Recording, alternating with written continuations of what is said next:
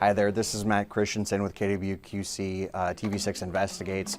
We've got some major breaking news that's been developing throughout the day, and that is some documents in the case related to Trudy Appleby now reveal what prosecutors say happened to her in the moments leading up to her death. We've been reporting throughout the day that she was killed near a trailer park in Kelowna, Illinois, and was abducted earlier in the day.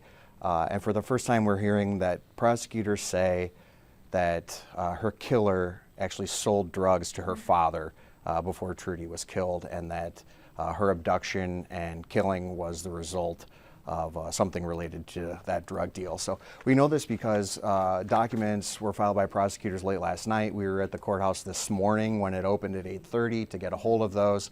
And it has to do with a motion about what's going to be allowed to be admitted in court. So prosecutors are trying to argue that all these statements that they've gotten from witnesses a jury should be allowed to hear those. And so that's why we know a little bit more about what the prosecution is going to say will happen at the trial, because these witnesses now have come forward and have offered to give their testimony. I think it's important to note that prosecutors say in those documents that none of these witnesses have gotten in a deal or anything in exchange for their testimony. So I want to go through real quick and just tick through this. But one witness told prosecutors that Trudy's dad, Dennis Appleby, was looking for a large quantity of methamphetamine 2 or 3 weeks before she disappeared. Now, the witness says that he's the one who introduced Appleby to Fisher because Fisher could supply quantities that Appleby was looking for, and that this witness, quote, personally observed Dennis Appleby purchase methamphetamine from Fisher.